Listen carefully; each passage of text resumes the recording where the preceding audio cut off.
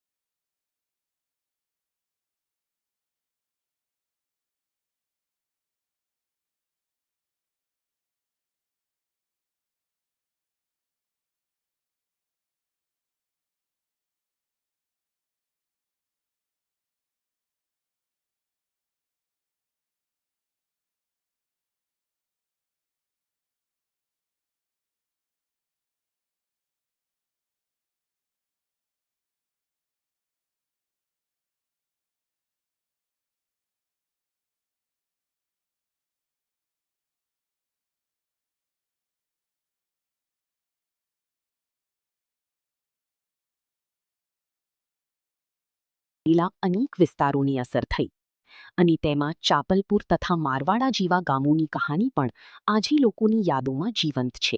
મિત્રો, સ્કાય સોઇલમાં આપનું સ્વાગત છે. તમે જોઈ શકો છો કે આજે ધરોઈ જળાશય યોજનાનું અલગ અલગ નદીથી માંડીને સાબરકાંઠા, બનાસકાંઠા અને મહેસાણા આ ત્રણેય જિલ્લા ઉપર જે બંધ બાંધેલું છે અને આ બંધ થકી જે અત્યારે તમે જે નજારો જોઈ રહ્યા છો એ અરવલ્લીની ગિરિમાળા પર્વત અને આ નદીઓનું જે વહેણ આવેલી તેના ઉપર બંધ બાંધેલો છે. સાબરમતી, અરનાવ મુખ્ય બે નદી અને અલગ અલગ બીજી અન્ય નદીઓ જે બનાસકાંઠા સહિત સાબરકાંઠાથી જે નદીઓ આવતી હોય છે એ નદી પર બંધ બાંધેલો છે.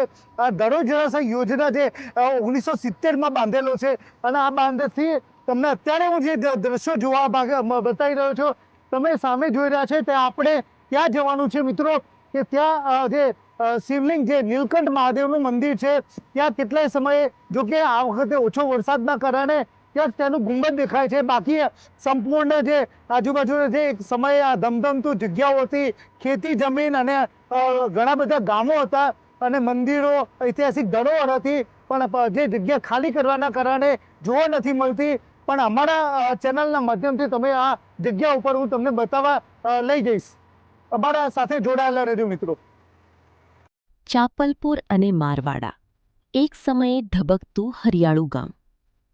આજે જ્યાં ધરોઈનું વિશાળ જળાશય દેખાય છે, તે જ વિસ્તારમાં ક્યારેક ચાપલપુર નામનું એક મોટું અને જીવંત ગામ વસેલું હતું. સ્થાનિક લોકોની યાદો મુજબ ચાપલપુર એક સમયે હરિયાળું અને સુખી સંપન્ન ગામ તરીકે ઓળખાતું હતું. ગામની આસપાસ નદી અને કુદરતી પાણીના પ્રવાહો હોવાથી ખેતી પણ સારી થતી. એક તરફ હરણાવ નદીનું જળતંત્ર અને બીજી તરફ સાબરમતી નદીના ઉપરવાસમાંથી આવતો પાણીનો પ્રવાહ આ સમગ્ર વિસ્તારને કુદરતી રીતે સમૃદ્ધ બનાવતો. અરવલ્લીની પહાડીઓ અને અંતરિયાળ વિસ્તારોમાંથી આવતા વરસાદી પ્રવાહો, નાની મોટી નદીઓ અને નાળાઓ, આ બધું મળીને આ પ્રદેશને હરિયાળો બનાવતું. અને આ જ કુદરતી વાતાવરણ વચ્ચે વસેલું હતું ચાપલપુર. ચાપલપુર માત્ર એક નાનું ગામ નહોતું. સ્થાનિક સ્મૃતિઓ મુજબ અહીં વિવિધ સમાજના લોકો સાથે મળીને રહેતા હતા. ગામમાં શાળા હતી, ધાર્મિક સ્થળો હતા, હિન્દુ અને જૈન સમાજના મંદિરો હતા અને ગામની આસપાસની જૂની વાવ તથા અન્ય પુરાતન નિશાનીઓ આ વિસ્તારના ભૂતકાળની સાક્ષી આપતી હતી. પોલીસ સ્ટેશન, બસ સ્ટેન્ડ અને રોજિંદા જીવનની પોતાની એક વ્યવસ્થા. ગામમાં ખેતી મુખ્ય વ્યવસાય હતો. ખેતરોમાં પાક લહેરાતા, પશુપાલન થતું અને ગામમાં લોકોનું જીવન પોતાની ગતિએ આગળ વધતું. સ્થાનિક લોકોના જણાવ્યા મુજબ તે સમયગાળામાં ચાપલપુરની વસ્તી નોંધપાત્ર હતી અને હજારોની આસપાસ હોવાનો અંદાજ પણ સ્થાનિક સ્તરે કરવામાં આવે છે. આ જે ગામ હતું એ કયા કયા ગામ હતા અને અહીં જોવાલાયક એવી ગામમાં શું વ્યવસ્થા હતી અને કેટલા વર્ષ પુરાણું હતું, શું કહેશો? અહીંયા આજે જોઈ શકો છો આ વિસ્તારમાં એ ધરોઈ જળાશય યોજના જે બની એના પહેલાં ચાંપલપુર વસાહત અને મારવાડા કરીને એક વસાહત કહેવાય છે. અત્યારે તો નથી, એમને બીજી અલગ જગ્યાએ એમને સ્થાન આપેલું છે. અને આ જગ્યાએ જોવાલાયક જગ્યાઓમાં પેલી સાઈડ એક જૂની પૌરાણિક વાવ છે અને મહાદેવનું મંદિર પણ છે. અત્યારે જુલાઈ મહિનો પૂરો થવા આવ્યો, હજી સુધી વરસાદ નથી પડ્યો, એના કારણે આ બધું ખુલ્લું પડી ગયું છે. સૌથી વિશેષ કેન્દ્ર કરીશ કે આ તમે જોઈ શકો છો કે આ જે પૂરાના જે મકાનોના જગ્યા અસ્તિત્વમાં વાવ છે, અલગ અલગ મંદિર છે, આ તમે કેટલા વર્ષ પછી આ જોયું નજારો જોવા મળ્યો કે જે લોકોએ પોતાના દિલથી પોતાના આત્મીયથી ઘર બનાવ્યું હોય જ્યારે ડૂબમાં જાય એ સંપૂર્ણ પાણીમાં ગરકાવ થઈ જાય અને આવો નજારો જે એક સમય ધબધબતું ગામ હતું અને અત્યારે હાલમાં જે નષ્ટ થઈ ગયું છે, શું કહેશો? આ એકચ્યુઅલી મારી ઉંમર થઈ અત્યારે 37 વર્ષ. ઘણા વર્ષો પછી આ નજારો જોવા મળ્યો છે. અને જે તે વર્ષો પહેલાં જ્યારે અહીંયા લોકો રહેતા હશે ત્યારે કેટલા બધા સમૃદ્ધ હશે એ આ જગ્યા પરથી જ એક નજર આવી રહ્યું છે. અને અહીંયાના ખેતરો પણ અત્યારે ખુલ્લા પડી ગયેલા જોવા મળે છે. બીજું કે આ જે નજીકમાં કૂવા છે, આવા બધા કૂવા પણ ખુલ્લા પડી ગયા છે. કૂવા પણ બિલકુલ ભરેલા છે. આજની તારીખમાં વાવો પણ ખોલી ગઈ છે અને બિલકુલ સમૃદ્ધ એ વખતે કહી શકાય એવું સમૃદ્ધ જે ગામડા હતા એ આજે બીજી જગ્યાએ એમને વિસ્થાપિત કરવામાં આવ્યા છે. વરસાદ સાહેબ બહુ પડતો જ નથી. આ વખતે બહુ કાળ પડ્યો એમ કહી શકાય, કારણ કે ગઈ વખતે બહુ વરસાદ પડ્યો હતો ને આ બધો નજારો જે છે એકદમ પાણીથી ભરાયેલો હતો. સમગ્ર વિસ્તાર આ બધો પાણીથી જ ભરાયેલો હતો. પણ અત્યારે હાલ જુલાઈ મહિનો ચાલુ છે છતાં પણ વરસાદ આવ્યો નથી, જેથી બહુ ખેતીનું પણ બહુ આમ તો નુકસાન જઈ રહ્યું છે ખેડૂતોને. અને આ જે ગામ હતું ચાંપલપુર એ પણ બહુ સમયથી ડૂબમાં ગયું છે. અને જે અહીંયા જે બધું જોવાનું હતા જે સ્થળો, જે મંદિર છે, અહીંયા વાવ એક હતી, વાવ મંદિર, પછી એક શાળા પણ હતી જે ચાંપલપુર પ્રાથમિક શાળા, જે અત્યારે ગઢડા શામળાજીમાં ડૂબમાં કારણે ગઢડા શામળાજી ટ્રાન્સફર કરી દેવાય છે. અને બીજું અહીંયા ખેતરો ને બીજું ઘણું બધું અહીંયા મંદિરો બધું જોવાલાયક સ્થળો હતા જે અત્યારે સંપૂર્ણ બધું ડૂબમાં ગયું છે. પરંતુ આ વખતે અત્યારે હાલ ખેતરો બધા ખુલ્લા દેખાય છે, કારણ કે આ વખતે વરસાદનો બહુ કાળ પડ્યો છે એમ કહી શકાય. પછી આવ્યો ધરોઈ ડેમ. સમય બદલાયો. સાબરમતી નદી પર ધરોઈ ડેમનું નિર્માણ થયું અને ધીમે ધીમે પાણીનો સંગ્રહ વધતો ગયો. જે જગ્યાએ ક્યારેક લોકોનું જીવન વહેતું હતું ત્યાં હવે પાણી વહેવા લાગ્યું. ડેમનું પાણી વધ્યું અને ડૂબ વિસ્તારમાં આવતા ગામોની ખાલી કરવાની પ્રક્રિયા શરૂ થઈ. ચાપલપુર, મારવાડા અને અન્ય અસરગ્રસ્ત વિસ્તારોના પરિવારો માટે આ માત્ર ઘર છોડવાનો પ્રશ્ન નહોતો. આ તો હતું પેઢીઓથી જોડાયેલા પોતાના વતનને પાછળ છોડી દેવાનો સમય. જે આંગણામાં બાળપણ વિતાવ્યું, જે ખેતરમાં પેઢીઓએ મહેનત કરી, જે મંદિરમાં માથું નમાવ્યું, એ બધું છોડીને નવી જગ્યાએ જીવન શરૂ કરવું પડ્યું. સરકાર દ્વારા અસરગ્રસ્ત પરિવારો માટે પુનર્વસનની વ્યવસ્થા કરવામાં આવી અને અલગ અલગ પરિવારો નવી જગ્યાએ વસ્યા. પરંતુ નવું ઘર મળી શકે, નવી જમીન મળી શકે, પણ જૂનું વતન એ તો માત્ર યાદોમાં જ રહે છે. પાણી ઘટે છે અને ભૂતકાળ ફરી દેખાય છે. ધરોઈ ડેમની આ કહાનીનો સૌથી ભાવુક ભાગ કદાચ ત્યારે જોવા મળે છે જ્યારે ઉનાળાની ગરમીમાં અથવા ઓછા વરસાદના સમયગાળામાં જળાશયનું પાણી ઘટવા લાગે છે. પાણી પાછળ હટે છે અને જે જગ્યા વર્ષો સુધી પાણીની નીચે હતી તે ધીમે ધીમે ફરી દેખાવા લાગી છે.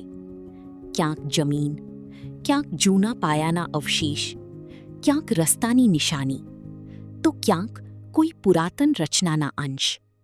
અને આ દ્રશ્યો જોતા જૂની પેઢીના લોકો માટે આ માત્ર માટી કે પથ્થર નથી.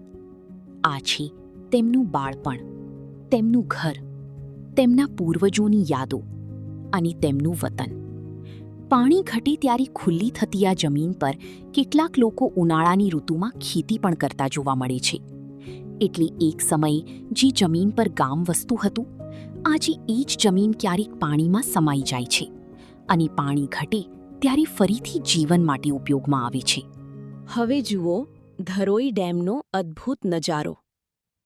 પરંતુ ધરોઈ ડેમની કહાની માત્ર વિસ્થાપનની નથી.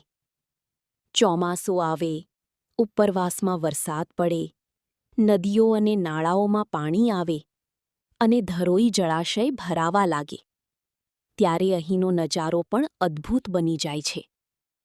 જળાશયની વચ્ચે આવેલા નાના નાના ટાપુઓ પર અનેક પ્રકારના પક્ષીઓનો વસવાટ જોવા મળે છે. દૂરના વિસ્તારોમાંથી આવતા પક્ષીઓ માટે પણ આ જળાશય એક મહત્વપૂર્ણ કુદરતી સ્થળ બની જાય છે. અને જ્યારે બોટ દ્વારા ધરોઈ જળાશયના મધ્ય ભાગ તરફ આગળ વધીએ, ત્યારે પાણીની વિશાળતા વચ્ચે કુદરતનો એક અલગ જ નજારો જોવા મળે છે. આ જ પાણીની વચ્ચે ક્યારેક જૈન અને હિન્દુ ધાર્મિક સ્થળો તથા મંદિરોથી જોડાયેલી યાદો પણ લોકો સાથે સંકળાયેલી રહી છે. પાણીનું સ્તર ઘટી ત્યારે કેટલીક જગ્યાએ મંદિર અથવા જૂની રચનાઓના ભાગો ફરીથી નજરે પડે છે. અને ત્યારે લોકો માટે આ સ્થળ માત્ર એક પ્રવાસન સ્થળ નથી રહેતું, પરંતુ આસ્થા અને યાદો સાથે જોડાયેલું પોતાનું એક જૂનું વતન બની જાય છે. ધરોઈ ડેમ આજે પણ ઊભો છે. સાબરમતીનું પાણી આજે પણ અહીં સંગ્રહિત થાય છે. આ પાણી અનેક લોકો માટે આશીર્વાદ છે, ખેડૂતો માટે આશા છે અને ઉત્તર ગુજરાતના વિકાસ સાથે જોડાયેલું એક મહત્વપૂર્ણ જળસંચય કેન્દ્ર છે. પરંતુ આ જ પાણીની નીચે એક સમયની જીવંત દુનિયા પણ સમાયેલી છે. ચાપલપુર, મારવાડા અને એવા અનેક સ્થળો જે આજે કદાચ નકશા પર પહેલાંની જેમ દેખાતા નથી, પરંતુ ત્યાં રહેનારા લોકોના હૃદયમાં આજે પણ જીવંત છે.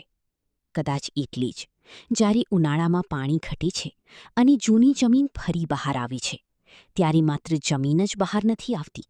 બહાર આવી છે એક યાદ, એક લાગણી, એક વતન અને એક આખો ઇતિહાસ. ધરોઈ ડેમની આ કહાની આપણને એક વાત ચોક્કસ શીખવે છે કે વિકાસ જરૂરી છે, પરંતુ વિકાસની સાથે જે લોકો પોતાના મૂળથી વિખૂટા પડે છે તેમની કહાની પણ યાદ રાખવી એટલી જ જરૂરી છે. કારણ કે પાણીની સપાટી નીચે ભલી ગામો છુપાઈ ગયા હોય, પરંતુ લોકોની યાદોમાં તેમનું વતન આજે પણ જીવંત છે. આવી જ અનેક અજાણી પરંતુ જમીન સાથે જોડાયેલી સાચી કહાનીઓ માટે જુઓ સ્કાય સોઇલ, જ્યાં અમે તમને બતાવીએ છીએ જમીનની હકીકત, પ્રકૃતિની અનોખી દુનિયા, લોકોની પરંપરા, સ્થાનિક ખોરાક, અનોખી જીવનશૈલી અને આપણા ગુજરાતના જોવાલાયક સ્થળોની એવી કહાનીઓ જે કદાચ તમે પહેલાં ક્યારેય નહીં જોઈ હોય. સ્કાય સોઇલ સાથે જોડાયેલા રહેજો, કારણ કે દરેક જમીનની પોતાની એક કહાની હોય છે અને અમે એ જ કહાની તમારી સામે લાવીએ છીએ. Sky soil, explore, discover, feel the story.